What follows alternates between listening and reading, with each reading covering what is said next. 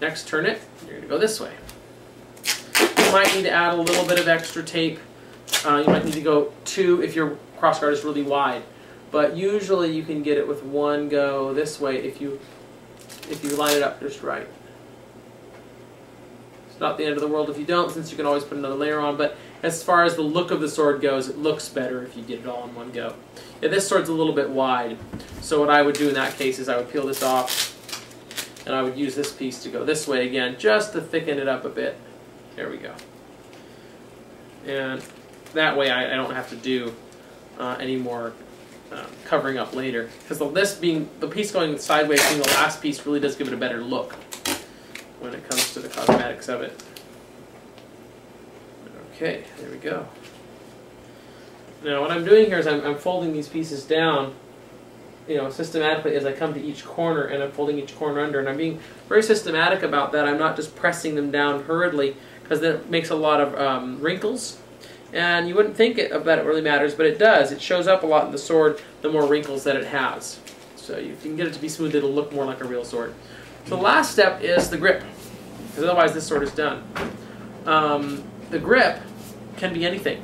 You could use Gorilla Tape, which is a really nice grip, but kind of expensive. You can use this brown duct tape, which is what I'm going to use in this video, which is a great tape. I get this from Uline. What makes the Gorilla Tape better as a handle? Just the color? Well, not just the color, no, because you can get this duct tape in black. Gorilla Tape's very thick, and it has a very smooth feel. Also very sticky, so it holds on really well. So Gorilla Tape can make a really nice handle if you like that nice slick grip. But also it is a bit more expensive. So the brown duct tape can be cheaper, and also looks more like brown leather. So for that look, which I'm going to use in this one, you can. There's some other things you can use though. If you really want to get classy with your sword, you can get leather. This is doe skin. Really, really nice stuff. And you can cut it to shape, and then if you use kind of a Mod Podge glue, you can paint the glue on the back here and then wrap it around, and you'll have an incredibly beautiful and really nice feel on your hands. Your hands won't get sore after battle. It's really, really nice, but expensive. So that's for more of your own specialty swords. But you just paint the glue on and wrap it around, and it glues on really well. But I'm going to show you how to use duct tape. The nice thing about duct tape is that it's cheaper than doe skin, but also it's waterproof. So if your sword gets wet, if it's left out in the dew or the rain a little bit, it'll be okay. It'll dry out, whereas leather can discolor, get really hard, and it can be problematic if you get it really too wet. More accurately, water resistant. Water resistant, yeah, not waterproof. Yeah, you wouldn't want to throw this in the pool. It will die. You wouldn't want to leave it out in the rain too much. In fact, a lot of our swords do die because they got wet. So what I'm doing is I'm just going around, covering over, once again, about 1/4 of an inch over each one as I go, folding down the edges and pressing it down. It takes about 3 goes before you've got all the way around. And then you should have your sword completely covered. If you're covering about 1/4 of an inch each time as you go around. And yeah, there I go. I got 3 times around, pressing it in carefully. And then I give it a good squeeze when I'm done to really seat that tape up. And that sword is done. Here's a short sword. Not too long, and I was talking the whole time. and very cheap. Like I said, fiberglass rod in here is about $1 worth of fiberglass rod. The foam is probably less than 50 cents amount of foam. The duct tape too, maybe 25 cents, 50 cents worth of duct tape and Gorilla Tape. And most of this foam, sometimes you can even find it free. Like a lot of this foam, if you go to a foam shop like Creator's Foam Shop in Santa Rosa or Petaluma, or just look up your local foam shop, sometimes they have it free. They're giving it away because it was a reject. So you can get a ton of this for free. So this sword altogether probably cost me $1.50 or $2 to make. Next, just where you got the different materials quickly. Okay, good point. So the razor blades I get at Ace Hardware. Sometimes it's hard to find them at places like Home Depot and Friedman's, this particular type. The blades are replaceable.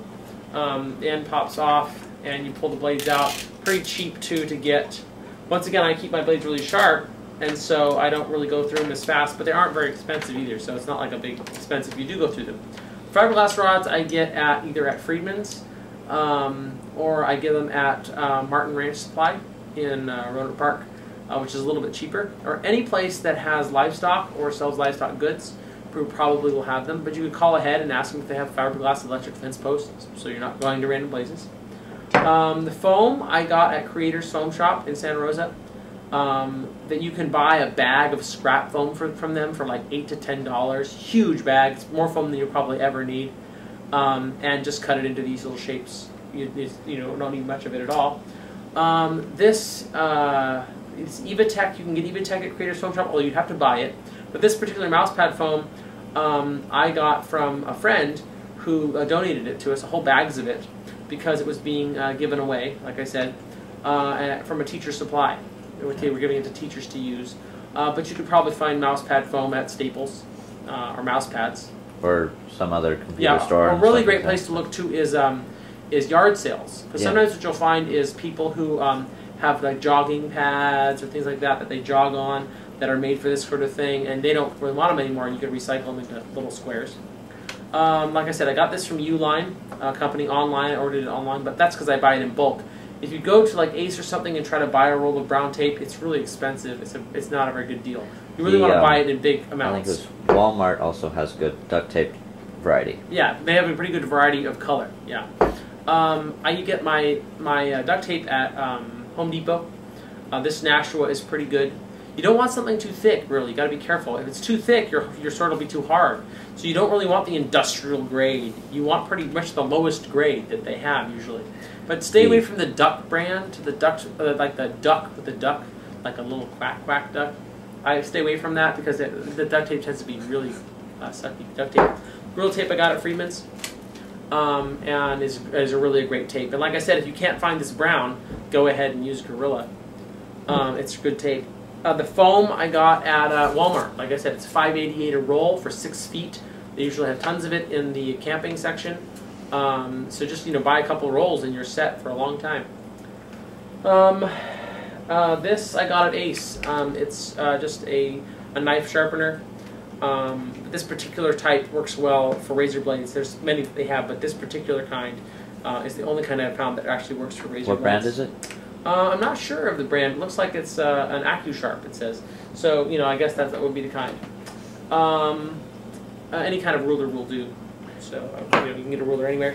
And I think that's all my supplies. Yeah. So, what are the different lengths for the different swords? Good point. Okay. So, short sword is a 2-foot bar.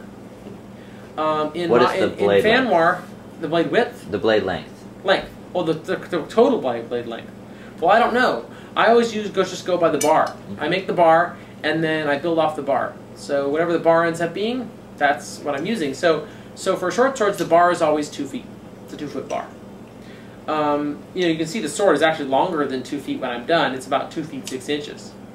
So all the swords end up being about maybe 6 inches or 4 inches longer than you originally started with. So if you're making short swords, use a 2-foot bar. Broadswords, it's 2 feet 6 inches. I just added 6 inches, and that's what a broadsword length is. You build the sword the same way, except you build the crossguard a little bit higher on the blade. That's to compensate for the length. So if you had, if this sword was a broadsword, it would be 6 inches. It would be 6 inches longer, which means I would move the crossguard up about an inch to compensate for the fact that it's longer, and I want the balance to be right. For long swords, it's a 3-foot bar.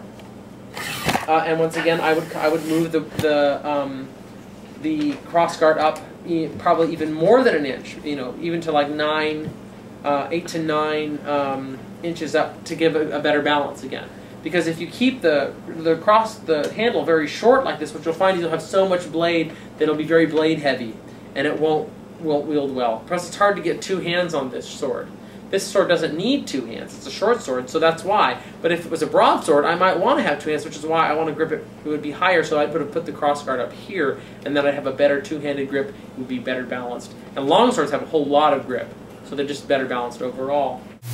I don't have a lot of time, so here, here, here, here, here.